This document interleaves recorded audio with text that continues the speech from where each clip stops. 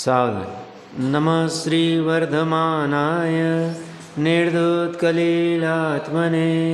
सालोकाणां त्रिलोकाणां यद्विद्यादर्पणायते।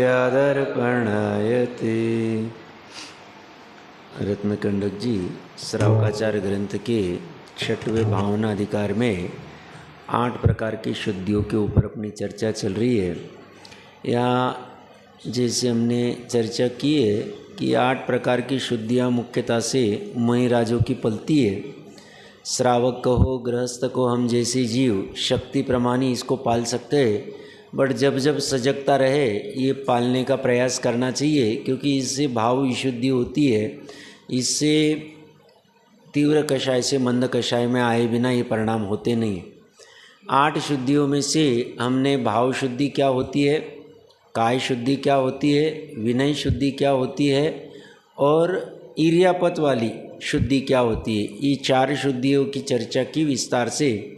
उसके बाद में भिक्षा शुद्धि की चर्चा प्रारंभ की थी। भिक्षा शुद्धि में मुख्यतः से आहार के संदर्भ में है। तो मुनिराज आहार भी लेते तो कितनी कंडीशन है, देखिए समझने, मतलब हमें पंच परमेष्ठियों की, आचार्य उपाध्याय साधुओं की महिमा आनी चाहिए।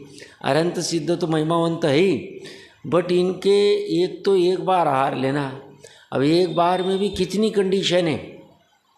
दिन उगने के बाद देश काल आदि सब देख के, फिर सब ओखला आदि की सब क्रिया मंद हो गई तो उसके बाद जाना, मार्ग शोध के जाना, बोलना नहीं, कितनी कितनी कंडीशन है। और अंत में कहेंगे 46 दोष टालकर 32 अंतराय का त्याग करके 14 मलों से रहित जो भोजन आदि होता है उसको दिन में एक बार खड़े खड़े कर पात्र में ग्रहण करते। जल भी एक बार, मतलब हम इमेजिन नहीं कर सकते कैसी गजब अवस्था होती उनकी। सही मायने में एक तो उनके अंतरंग, मतलब इतनी दृढ़ता और इतना समर्पण है उस मोक्ष मार्ग में गमन करके मोक्ष को प्राप्ति करने का। उसके लिए उनको ये कुछ भी लगता नहीं है, सहज हो जाता है। पेज नंबर 336 के ऊपर भिक्षा शुद्धि का जो पहला पैराग्राफ था वो हो गया था, दूसरा भी हो गया था। हमने विस्तार से चर्चा कर ली थी कि वो नगर आदि की शोभा नहीं देखते, वचनलाप नहीं करते हैं, मार्ग में मतलब विसंवाद, कौतुक और कुछ ऐसा सुनाई देवे तो दूर से ही छोड़कर गमन करते हैं। मार्ग में दुष्ट तिर्यंच, दूसरे पैराग्राफ की, भिक्षा शुद्धि के दूसरे पैराग्राफ की अंतिम 2 लाइन। मार्ग में दुष्ट तिर्यंच, दुष्ट मनुष्य, पागल मनुष्य श्री, चचा पत्ते, फल फूल, बीज, जल, कीचड़ आदि जिस भूमि पर पड़े हो उसे दूर से ही छोड़कर गमन करते। एक तो फल फूल को दूर से इसलिए क्योंकि वहाँ अगर पैर गिरे तो हिंसा हो सकती, नीचे जीव होगा तो पता नहीं चलेगा। अच्छा प्रश्न था सीए साहब जी का कि भाई वन आदि में तो प्रचुरता से होते हैं, और उसमें से भी निकलता है, मार्ग तो निकल ही सकता है पूरे, मतलब एक भी मतलब पैर रखने को भी जगह नहीं, ऐसा नहीं होता है कहीं ना कहीं। हाँ बराबर है, पगडंडी के ऊपर घास उगती नहीं क्योंकि निरंतर लोग चलते रहते हैं, तो वो मिल जाएगा। और ये जो दुष्ट तिर्यन, दुष्ट मनुष्य, इनको दूर छोड़ के इसलिए गमन करते हैं कि ये कभी भी कुछ उछल के आ जाए, कुछ कर लेवे तो हम अगर गिर वगैरह जावे या कुछ बाधा हो जावे और फिर शरीर में, तो उस निमित्त से वो सब उलझते नहीं। पागल मनुष्य भी कुछ मारपीट कुछ भी करने लग गए, कुछ भी हो जाए तो इसके लिए वो छोड़कर गमन करते हैं। अभी उसके बाद वाला पैराग्राफ देखते हैं। आचारांग शास्त्र में कहे देश काल को जानने में निपुण तथा मार्ग में गमन करता साधु दातार का तथा भोजन का इस प्रकार चिंतन नहीं करता है।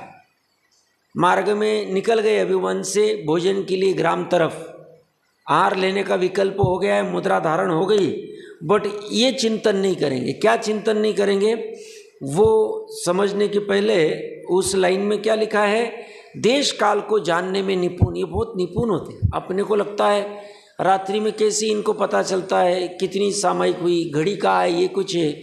ये तो घड़ी की डिपेंडेंसी हमारी अभी हुई, मैंने पूर्व में भी कभी कहा होगा। 100 साल पहले एक भी घड़ी नहीं होगी अपने घरों में, देख लेना, पूछना बुजुर्गों को, थी ही नहीं। वो तो बस सूर्य की वो किरण और वो कहाँ पे खड़ा बोल देते थे, अभी फटाफट भोजन लगाओ, अभी 1 घंटे में, आधे घंटे में जैसे भी सूर्यास्त होने वाला है, बराबर वो निर्णय कर लेते थे उनका, और टाइमिंग मैच हो जाती, आवश्यकता नहीं पड़ती।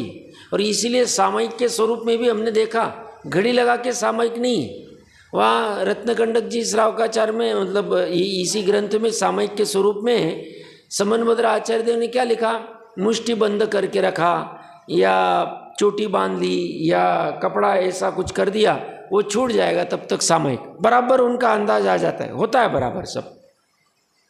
ओ तो ये भी निपुण होते हैं, आचरण शास्त्र के कहे देश काल को जानने में निपुण होते हैं। और मार्ग में गमन करता साधु दातार का तथा भोजन का इस प्रकार चिंतन नहीं करता है कि आज मुझे कौन दातार भोजन देगा, मुझे भोजन शीघ्र ही मिल जाए तो अच्छा है, मीठा नमकीन गरम ठंडा स्वादिष्ट या बेस्वाद भोजन मिल जाए तो अच्छा है।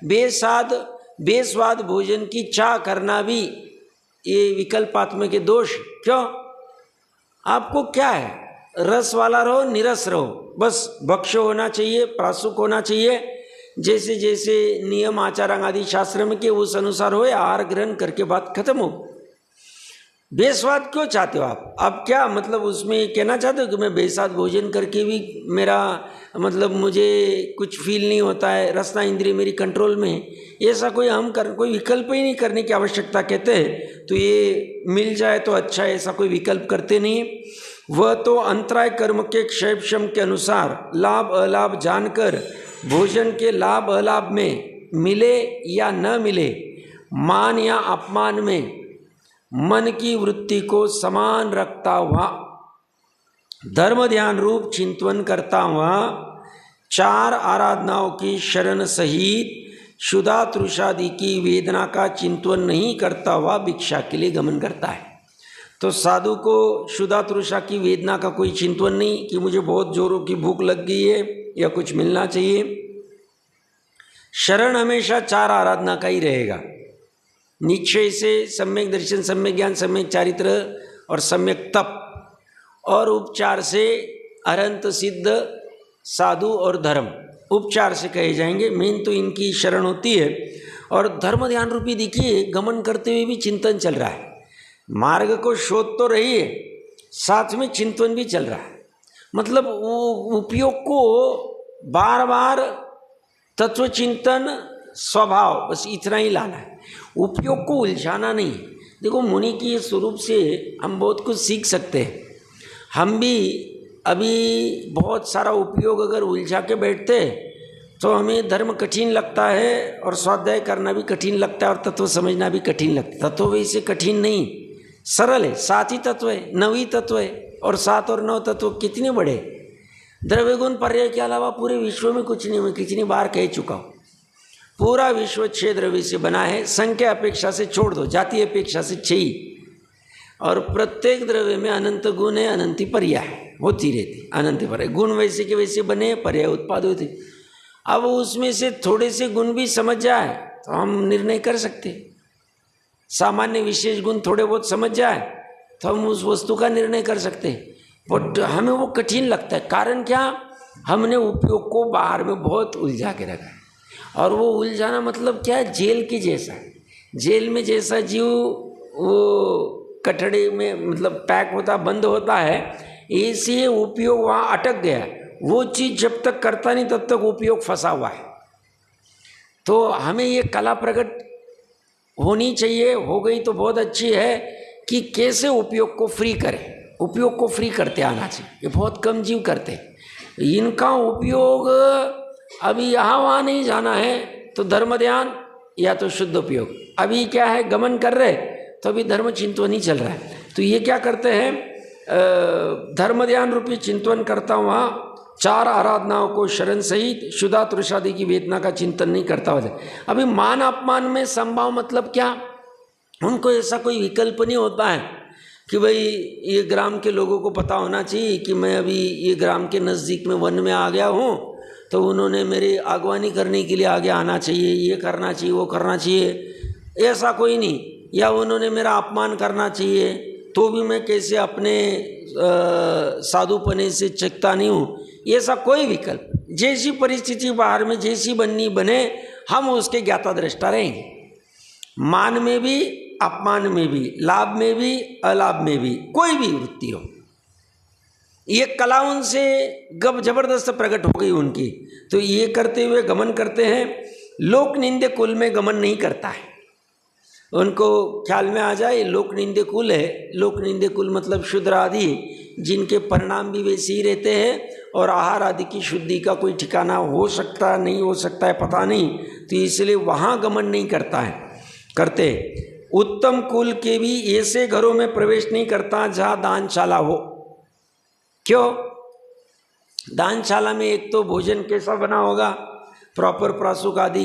अच्छा, दानशाला में सभी प्रकार के लोग आते जाएंगे, अब उसमें फिर ये डिफरेंस पता ही नहीं चलेगा। छठवां सातवां गुण स्थान विशेष है, ये पंच परमिष्टि में स्थान मिला इनको, और फिर सामान्य व्यक्ति के जैसे इनको कुछ कोई दे देगा, कैसे चलेगा ये सब। तो एक तो शुद्धि का भी ठिकान नहीं रहेगा, और दूसरा है फिर वो फर्क नहीं पड़ेगा अब किसके निमित्त से बनाए, क्या बनाए, और फिर हम ले लेवे तो भी सब दोष आए। इसीलिए ये दानशाला अगर चलती हो तो वहाँ नहीं लेते हैं। विवाह आदि हो रहा है, विवाह आदि में भी भोजन आदि का उतना प्रासुक का होगा जरूरी नहीं, क्योंकि विवाह में 200-500-1000 लोगों का भोजन बनता है, वहाँ कैसे, और इतने चलते आते हैं, नाच गान कुछ ना कुछ चलता होगा, संगीत आदि, उसमें उलझते नहीं।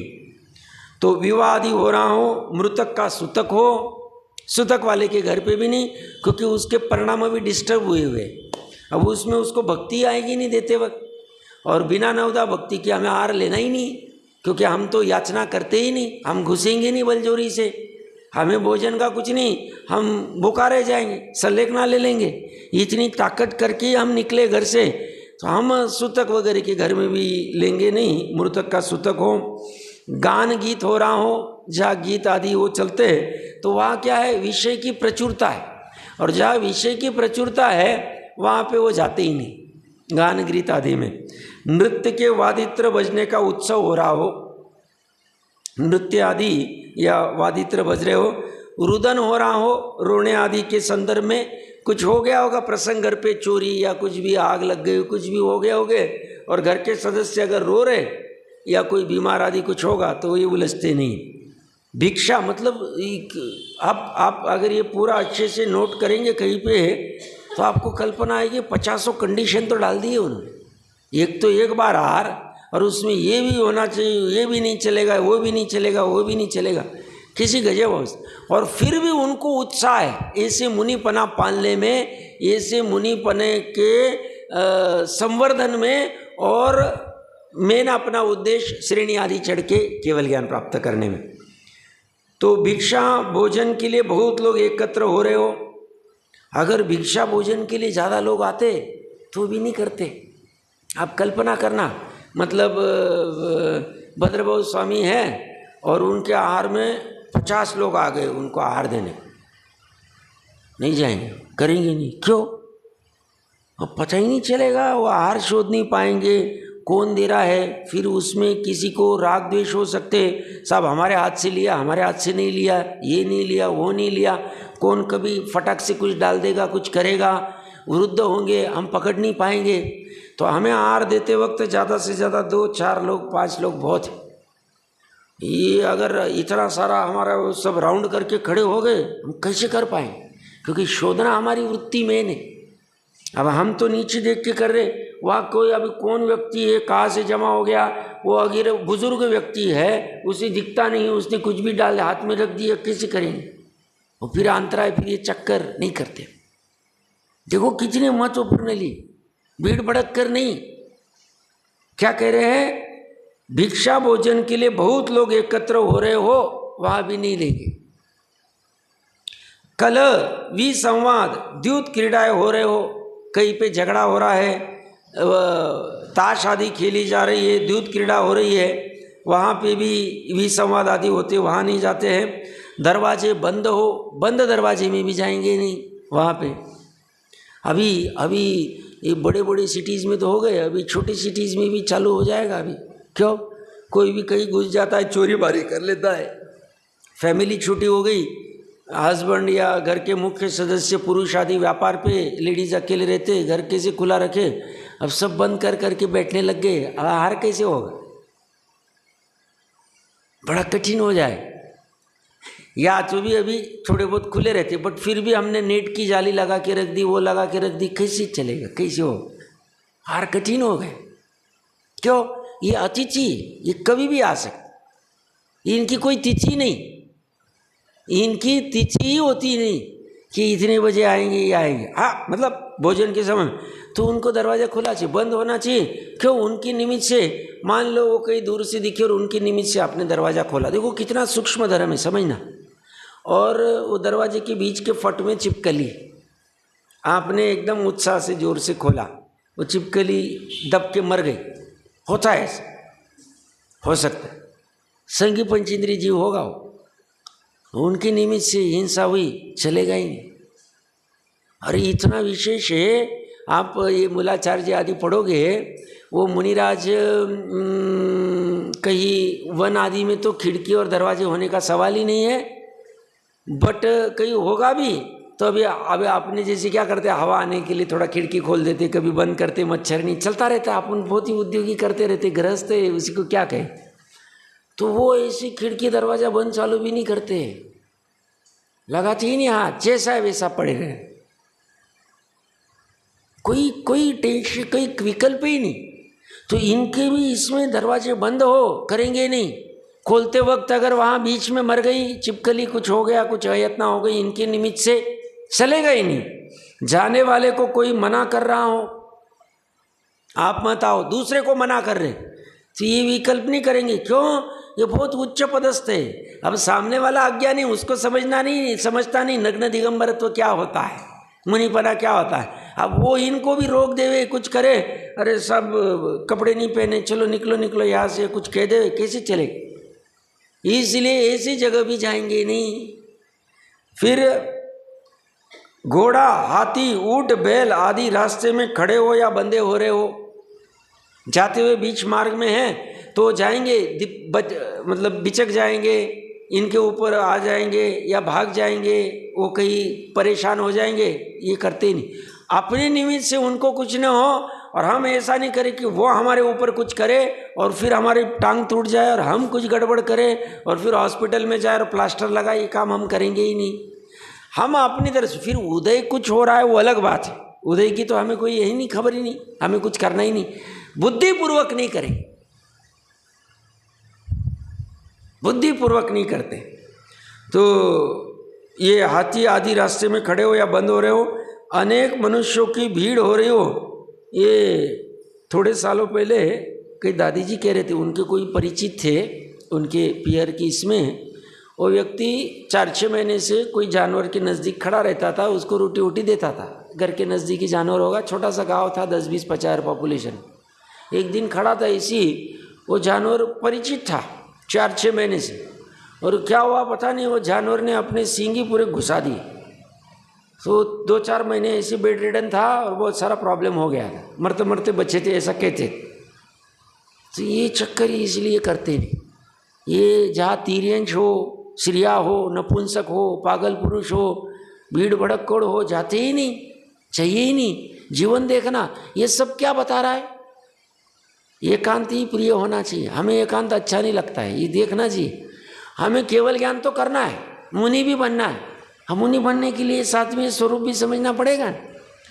हमें तो 2 मिनट कोई एकांत हो जाए तो हमें अंदर परेशानी हो जाती है, कहीं ना कहीं, अरे आधा घंटा हुआ, किसी का फ़ोन किया ना, चलो मैं ही लगा देता हूँ, किसी को हेलो हेलो करने लग जाते हो, 10 मिनट फ्रेश हो जाते। जुड़ान करना हमारा स्वभाव खतरनाक है। भूमिका अनुसार छूटेगा नहीं, बट स्वभाव क्या होना चाहिए उसकी चर्चा चल रही। तो ये क्या कह रहे हैं, अनेक मनुष्यों की भीड़ हो रही हो, सकड़े रास्ते में बहुत लोगों का सकड़ाई से आना जाना हो, रास्ता बहुत सकड़ा हो और बहुत आते जाते, गली होती छोटी छोटी। कोई उदयपुर की कहीं गए थे कुछ कारणवश, बहुत साल हो गए, वहाँ पे जो ओल्ड सिटी है वो इतनी सकड़ी वाली कि वह 4 व्हीलर भी जा नहीं सकती। वहाँ साइकिल या टू व्हीलर और इतना सकड़ा है, ऐसे इसमें वो जाएंगे नहीं। क्यों? वहाँ से 2-3 लोग आ रहे हैं, यहाँ से कुछ आ रहा है, बीच में गाड़ी वाला आ रहा है। अभी तो गाड़ी तो अभी अभी आई 50-100 साल में, बट पुरानी, करेंगे ही नहीं, रिस्क नहीं लेंगे। बीच में एक टांगा वाला घुस गया तो हालत खराब। वो कहाँ चढ़ेंगे, कहाँ उतरेंगे, कहाँ करेंगे, करते ही नहीं, रिस्क ही नहीं लेते। कितनी सूक्ष्मता से लिखा है, समझना अच्छे से। तो ये सकड़ाई से आना जाना हो रहा हो, नाभि से अधिक नीचे दरवाजे में से जाना पड़ता हो, नाभि के नीचे झुक के जाना पड़ता है। बनारसी दास जी का आप लोगों को पता ही होगा, पता है, अकबर के खास थे वो। और कभी उनके जो वैरी थे सभा में, उन्होंने कहा कि देखो ये आपको झुकते भी नहीं, कुछ आदम आदि भी नहीं करते, तो देखो ये कैसे। तो फिर अकबर ने क्या किया, एक दिन ऐसे रूम में जाके बैठ गया कि जहाँ का दरवाज़ा बहुत छोटा था ताकि अंदर आना पड़े तो झुक के आना पड़े। और वो बनारस दास जी को बुलाया। अब बनारस दास जी तरकीब से बिना मान को झुकाए कुछ चले गए होंगे वहाँ पे। और जब उनको ख्याल में आया ये राजा के भाव ऐसे थे कि ये झुकता क्यों नहीं है, झुकाने के लिए थे, तो बाद में कुछ हुआ प्रसंग, तो उन्होंने कहा कि आप अगर चाहते हो तो अभी मुझे राज दरबार में मत बुलाओ, ख़त्म हो गया, अभी हमें रस नहीं रहा। ये क्या चक्कर है, हम ये सब उलझते बैठे। हमारे झुकेगा तो सिर्फ देवगुरु शास्त्र के सामने ही झुकेगा, सच्चे देवगुरु शास्त्र के सामने ही।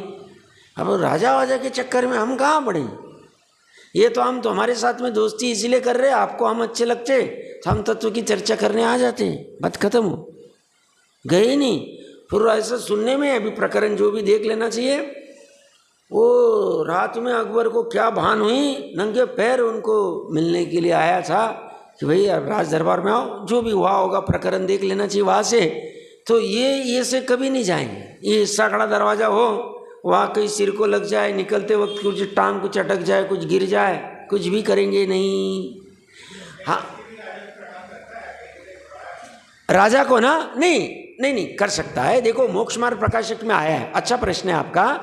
राजा को जो प्रणाम करता है ना, वो तो क्या है, एज अ राजा के हिसाब से लौकिक का जो व्यवहार का वैसा करता है, उसमें बाधा नहीं है। बट ये सब साधु को नहीं करेगा, कुछ साधु को नहीं करेगा, ये बात बराबर है। टोडरमल जी साहब ने भी लिया है। और इनकी जो प्रतिज्ञा थी ना, अपना सुग्रीव का भाई कौन थे वो, बाली, हाँ, बाली की प्रतिज्ञा थी कि मैं रावण को नहीं झुकूंगा। रावण तो राजा था, अब वो कहता है तो उसने राज्य ही छोड़ दिया। तो इतनी करने की जरूरत नहीं थी, सामान्य झुकने में कोई बाधा नहीं थी, उसमें बाधा है नहीं। बट इनको लगा कि हम क्यों करें, वो तो हर एक का अपना पर्सनल व्यू होगा। बट बाकी ऐसे तो लोक व्यवहार के हिसाब से झुकने में बाधा नहीं, क्योंकि धर्मगुरु के हिसाब से थोड़ी झुक रहा है वो, तो उसमें बाधा नहीं। बात बराबर कह रहे आप, सही है। हाँ, हम क्या चर्चा कर रहे थे, हाँ, तो ये नाभि के नीचे दरवाजे से नहीं जाएंगे, अटक गए, कुछ हो गया, निकलने में किसी का हाथ पकड़ना पड़े, भैया तुम पीछे पकड़ो, तुम कमंडलू पकड़ो, तुम ये करो, हम किसी की अधीनता नहीं। हमने इतना हाथ में यही लिया, हम स्वाधीनता से काम कर सकते, हमें दूसरा कोई चाहिए ही नहीं। हम किसी की याचना ही नहीं करते, हमारा जीवन अलौकिक हो गया है। ये तो पीछे कमंडलू, ये पीछे हमें दया के अपेक्षा से है उपकरण के लिए, और कमंडलू सोच का उपकरण है, और शास्त्र स्वाध्याय का। चतुर्थ काल में तो शास्त्र भी नहीं, अभी महाविद्य क्षेत्र में शास्त्र कभी नहीं, अनंत काल से नहीं और अनंत काल तक रहेगा नहीं। क्यों? जरूरत ही नहीं पड़ती। ये तो पंचम काल में अभी 2000 साल पहले शास्त्र लिखने चालू हैं, तो अभी अलाउड किया है, तो पहले जरूरत ही नहीं पड़ती। ये भी मजबूरी, और शरीर भी मजबूरी में रख रहे, क्योंकि ये 14वें गुण स्थान बाद छूटेगा। बाकी हम रखना कुछ नहीं चाहते, परावलंबन ही नहीं करना चाहते हम। तो ये से रास्ते से नाभि के नीचे के दरवाजे में से जाना पड़ता हो, पैरों से अधिक ऊंची भूमि पर चढ़ना पड़ता हो। पैरों से अधिक भूमि मतलब ये मान लो ग्राउंड फ्लोर है, मतलब नीचे का टाइप से, और इतना बड़ा है, वो इस टांग ऊंची करके जाना पड़ता है। नहीं जाएंगे हम, नहीं जाएंगे। पैर वेर टूट गया, कुछ हो गया, क्या करना है हमें भोजन की इतनी लुब्धता ही नहीं रही, इतना राग ही नहीं रहा कि हम कुछ भी करने को चले, कुछ नहीं करेंगे। स्वाभिमानता की चर्चा बहुत सुंदर है। तो ऐसे घरों में तो साधु भोजन के लिए प्रवेश ही नहीं करता। ही कह दिया मतलब करता ही नहीं। ख्याल में आ गया, गलती से चला भी गया तो अंतराय मान के वापस निकल जाते। मान लो नवदा भक्ति आ गई और बाद में पता चला कि अरे ये तो सब माला चढ़ना पड़ेगा, माला आरोहण आदि ये सब कुछ नहीं करते। चंद्रमा की चांदनी के समान धनवान निर्धन सभी के घरों में जाता। सेठों के घर पे जाना ऐसा कुछ नहीं, सभी के जैसे भी जहाँ लगेगा। दीन अनाथ निंद कर्म से जीविका करने वाले, गीत नृत्य वादित्र के जीविका करने वाले इत्यादि अयोग्य घरों में भिक्षा के लिए नहीं जाते। ये गीत नृत्य वाले क्यों नहीं जाते? क्योंकि इनका ठिकाना नहीं, कब आएंगे, कैसे बनाएंगे, भक्ष बनाएंगे नहीं बनाएंगे। ये गीत वादित्र में वहाँ पे सब श्रृंगार आदि का वातावरण रहेगा, कुछ भी रहेगा, चक्कर में नहीं पड़ते। दीन है, स्वयं दीन है, कर्जा लेके काम करेगा, करते ही नहीं, जाते ही नहीं। वहाँ अनाच है, कोई नाच ही नहीं, वहाँ पे बनाने वाला ही कोई नहीं। निंद्य कर्म से जीविका कर रहे, बहुत खराब, चमार आदि या जो भी कुछ होंगे। अब तो जैनी भी कुछ भी व्यापार करने लग गए। ये सब चमड़ा वमड़ा बेचना, ये करना, ये सब व्यापार में जैनी नहीं पड़ता है। जैनी तो जहाँ पाप कम हो ऐसे व्यापार का प्रयास करता है, भले ही थोड़ा सा पैसा कम मिले, बट वो उलझता नहीं। तो निंद्य कर्म तो अभी तो कैसे क्या और व्यापार कर क्या, कुछ रहा ही नहीं, ठिकाना ही नहीं रहा। अब तो कोई भी कुछ भी व्यापार करता है। बाकी पहले जैनी तो विशेष पर्टिकुलर उतनी व्यापार करते थे। तो ये कहते अयोग्य घरों में भिक्षा के लिए नहीं जाता है। जब भिक्षा के लिए घरों में जाता है तो जहाँ तक अन्य भिक्षुओं को तथा सभी जनों को आने जाने को रोकने हो वहाँ तक ही जाता है। मतलब मार्ग में से एक पर्टिकुलर जितना आंगन होगा वहाँ तक जाते। आशीर्वाद धर्मलाभ आदि मुख से नहीं कहता है, खुशा नहीं करता है, खुशामद नहीं करते। ओंकार या भव से इशारा आदि नहीं करता है। ओंकार मतलब कुछ कुछ ऐसे लोग की आदतें होती है। हम इंदौर में थे तो कोई पड़ोसी थे, अंडेमची थे, तो उनके घर में मतलब हस्बैंड वाइफ रहते थे, बच्चा रहता था। तो उनके ससुर जी दूसरी जगह रहते होंगे, तो आते थे वो माता जो बहन थी उसके, तो आते वक्त कुछ तो पर्टिकुलर वर्ड बोलते थे, तो आते तो सजग हो जाओ भाई हमारे लिए। ये ऐसा कोई भी इंडिकेशन देते नहीं, ये खा करना खो करना है, कुछ भी नहीं करना है सब। तो ये सब ये हुंकारा देना, भों के इशारा आदि नहीं करते। पेट का कृशपना नहीं दिखाते, पेट कितना अंदर चला गया हमारा। हाथ से मांगने का इशारा नहीं करते, हाथों से इशारा ही नहीं करते। ना नवदा भक्ति के पहले ना नवदा भक्ति के बाद में भी नहीं करते कि ऐसा भी नहीं ये दे दो वो दे दो ये चलेगा, ऐसा कुछ ही नहीं कर। हमें कोई विकल्प ही नहीं रखना है। हाँ, हमारी जो वृत्ति परिसंख्यान आदि है उस अनुसार हम देख लेंगे। मान लो हमने नमक छोड़ा है तो हमें समझ जाएगा, तो उस अनुसार हम ले लेंगे। तो ये कह रहे हैं कि मांगने का इशारा नहीं करते हाथ से। दातार को देखने के लिए, भोजन को देखने के लिए ऊपर की ओर दिशा विदिशा में नहीं देख, दातार आ गए क्या, भोजन आ गए क्या, इधर उधर देखना ही नहीं। वो गाय की जगह, जैसे गाय कैसे कौन दे रहा है कौन खिला रहा है कुछ नहीं, बस नीचे अपना है वो खाती, नीचे आएगी चर्चा उसको। अधिक देर तक खड़ा नहीं रहता है। 10-20 सेकंड बिजली की चमक के समान आधे आंगन तक जाकर रुक जाते। बिजली की चमक समान जाएंगे, 10-20 सेकंड आधा मिनट रुकेंगे, तब तक कोई आ गया तो ठीक, तो गॉन।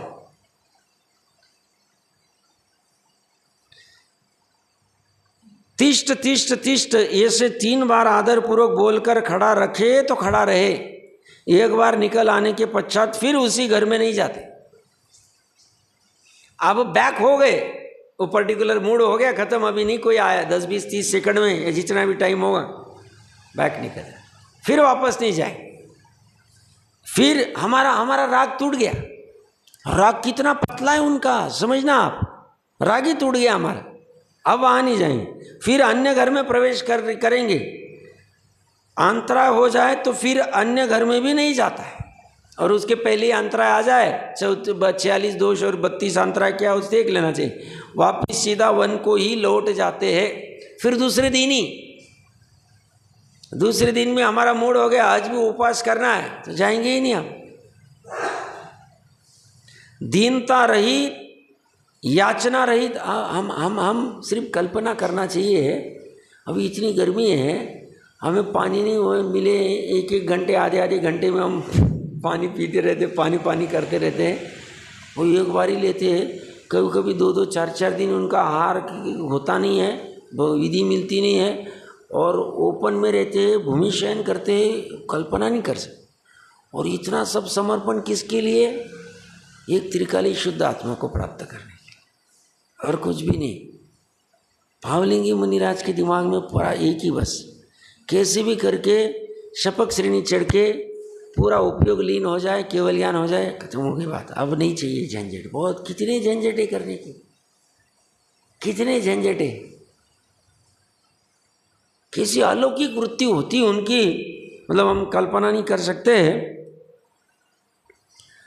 दीनता रहित, याचना रहित, प्रासुक आहार आचरांग शास्त्र में कई अनुसार 46 दोष, 14 मल, 32 अंतराय रहित भोजन, प्राणों की रक्षा मात्र कारण से अंगीकार करते। अपने प्राणों की रक्षा के लिए भोजन करते, बस इतना काम है। सुंदर रस निरस में, लाभ अलाभ में संतोषी रहना वह साधु की भिक्षा है।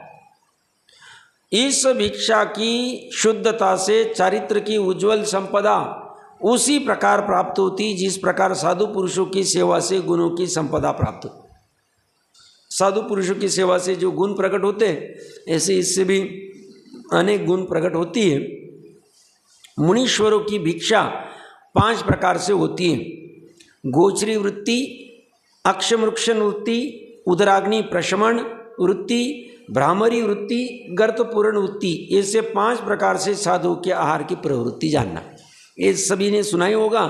गोचरी गाय जैसे कौन दे रहा है, कैसे वस्त्र पहने, सब देखती नहीं। अभी 2 मिनट पहले मैंने कहा, बस अपने भोजन पे जो भी दिया जा रहा है उस पर ध्यान रखती, ऐसी इनकी वृत्ति होती है व्यक्ति के पास नहीं। अक्षन उक्षण में कोई बैलगाड़ी आदि से कहीं अपने गंतव्य पे जाना है, रत्नों से भरे हुए बैलगाड़ी को लेके, तो बस वो बराबर अपने गंतव्य तक पहुंच जाए, इसके लिए उसमें ओंगन डाला जाता है।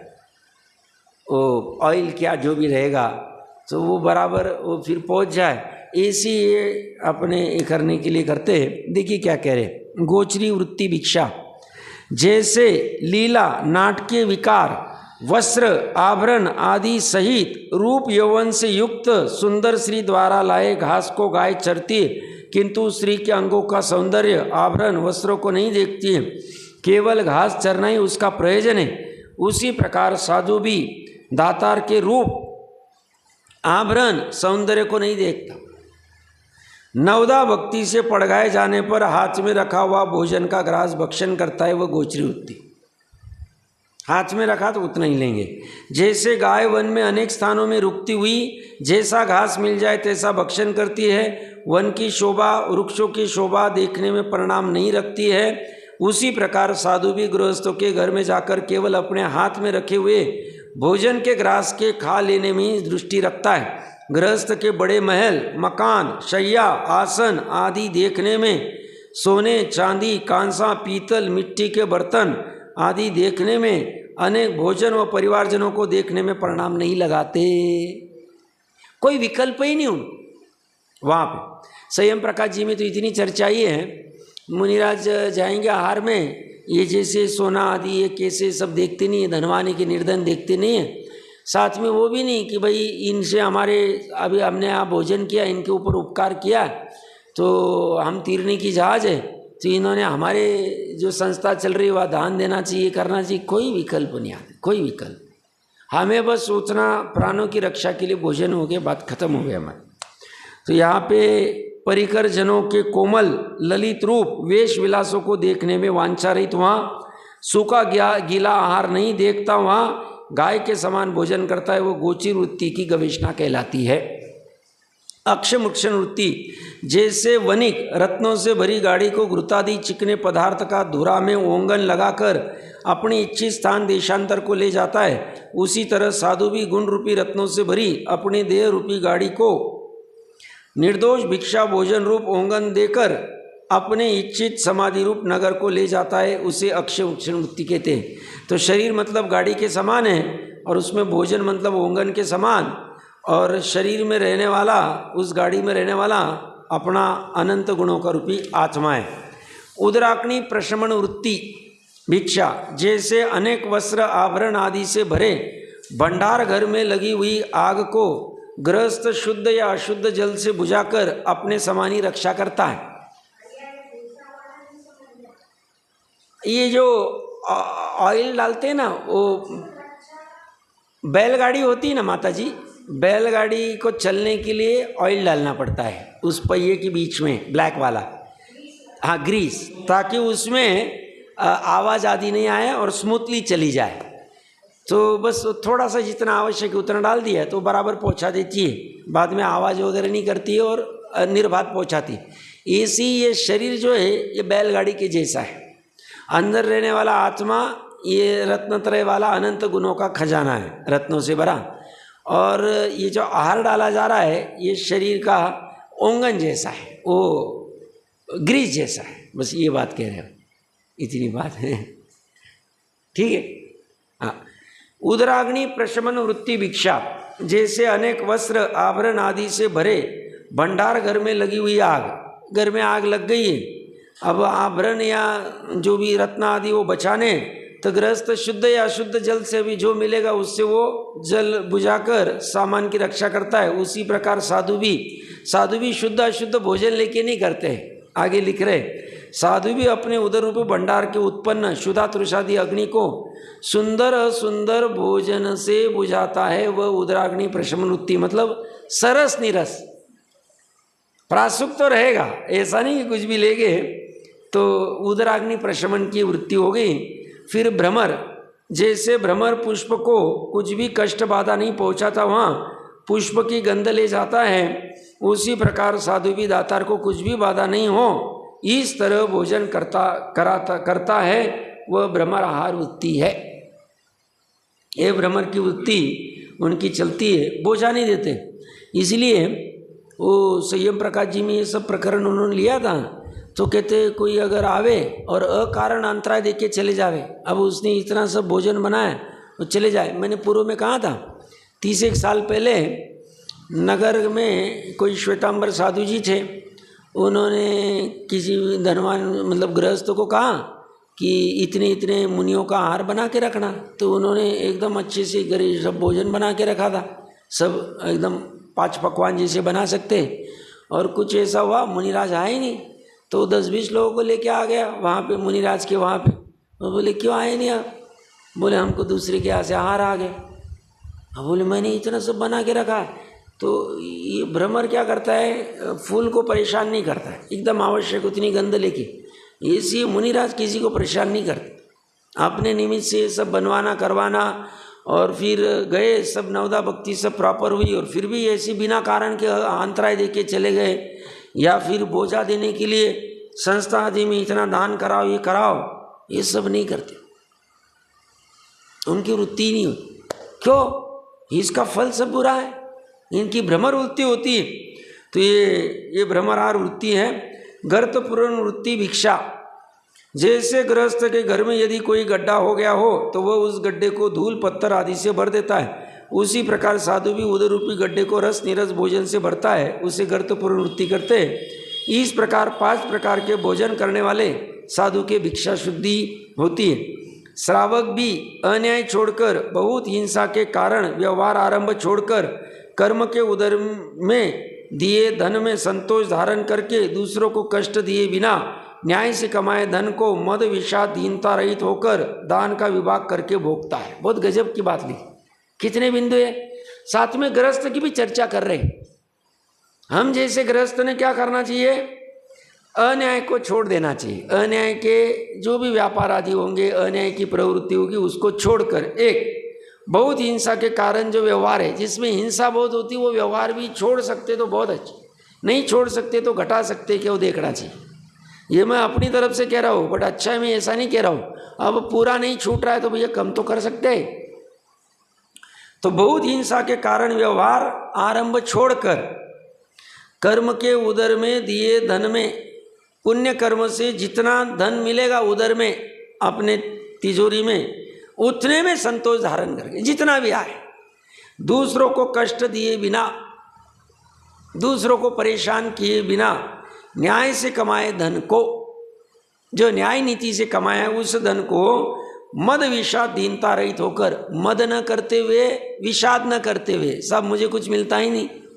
वो तो देखो सामने वाला, बाजू वाला कितना आगे चला गया, करोड़पति हो गया, 10 साल पहले कुछ नहीं था, मैं तो 30 साल से इतनी मेहनत करता हूँ, सब देखो ना मेरी उंगलियों में क्या प्रॉब्लम है, रेशाओं में क्या प्रॉब्लम है, क्या करना है।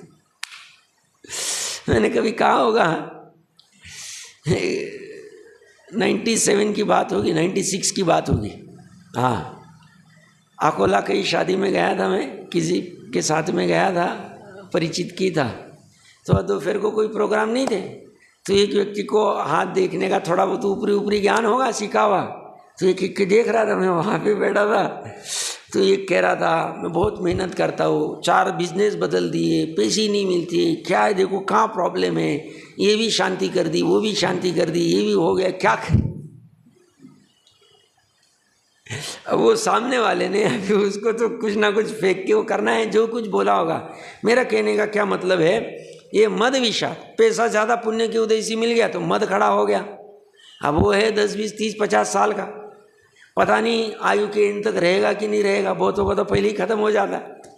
क्यों, लक्ष्मी बहुत चंचल है, टिकेगी जरूरी नहीं, पुण्य नहीं तो चली जाती है ऐसी, तो उसमें मद करना नहीं। और विषाद करता है, दुखी होता है, मेरे साथ ही ऐसा क्यों होता है, मेरे को क्यों नहीं मिलता है, मत पटक यार, अब पूर्व में कर क्या है, तो शांति से रहे। अभी और नया अर्थ ध्यान करेगा, धन मिलता नहीं इष्ट का, और नया बंद करेगा, उससे अच्छा विषाद मत कर, है उसमें संतोष धारण कर ले। तो मद विषाद दीनता रहित होकर दान का विभाग करके भोगता है। उस धन को दान का विभाग करके भी, ऐसा नहीं सिर्फ आने दो, 1 रुपये भी बाहर नहीं जाना चाहिए, ऐसे नहीं करना हो, और फिर अचानक ऐसा चला जाता है, देखता ही रह जाए, ये बहुत होता है।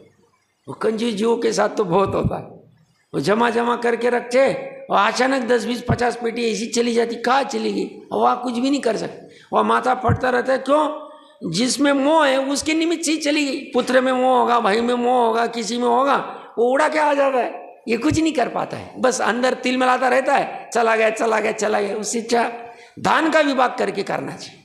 100 रुपये में 10 रुपये का तो दान देना ही चाहिए, दान तो देना ही चाहिए। ये अच्छी परंपरा है जैन शासन की, ताकि त्याग के परिणाम पढ़ते रहते, निरंतर पढ़ते रहते, सींचते रहते। छोड़ना है, क्यों, सिद्ध अवस्था प्राप्त करने के लिए सब कुछ छोड़ना है।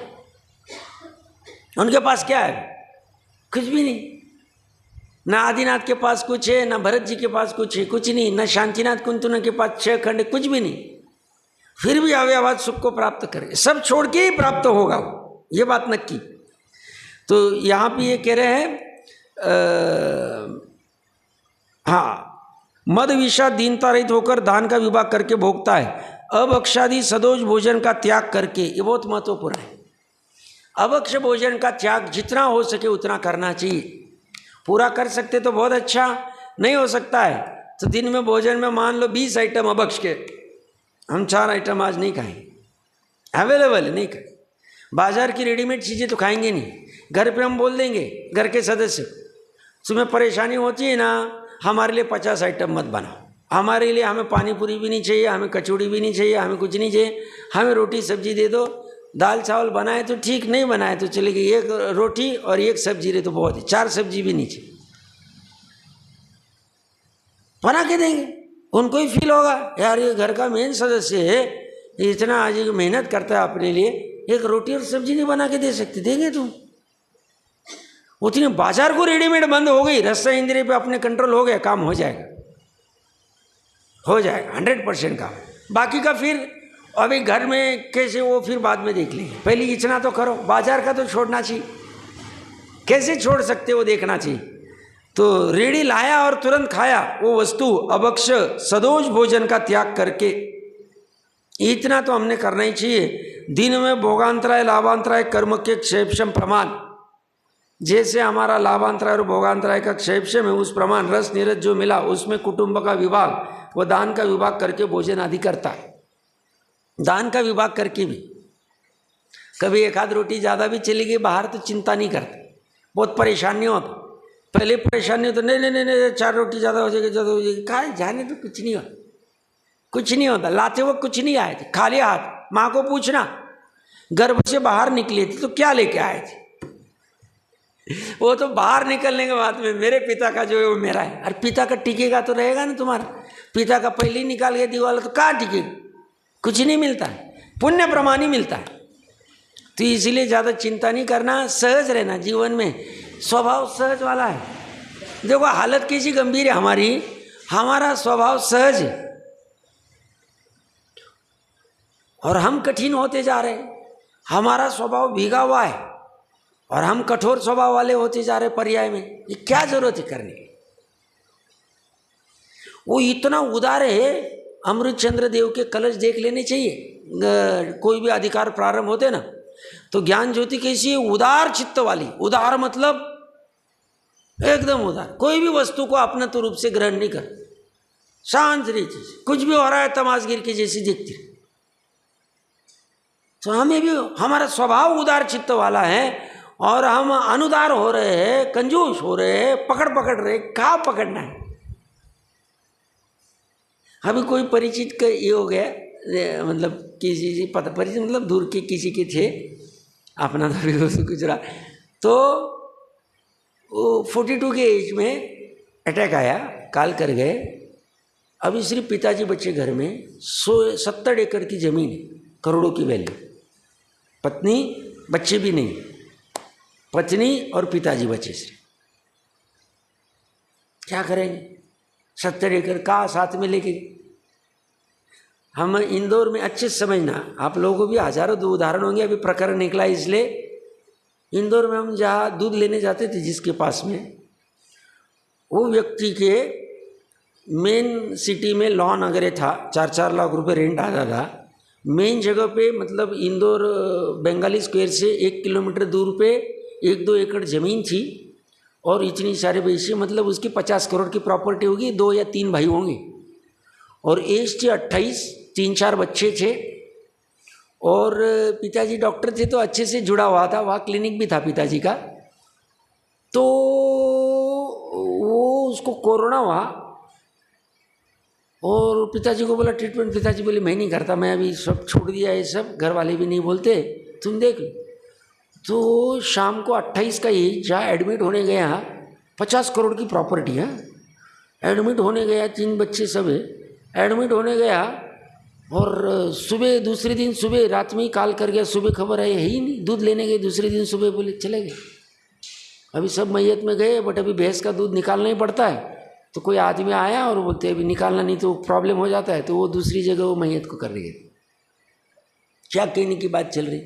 क्या लेके गए? 50 करोड़। अपने को लगता है 50 करोड़ की प्रॉपर्टीज कर क्या करना है अपने को? कानून कोई कुछ नहीं, सब छोड़ के चला जाता, सब अपने अपने वस्तु चतुष्टय में रहते।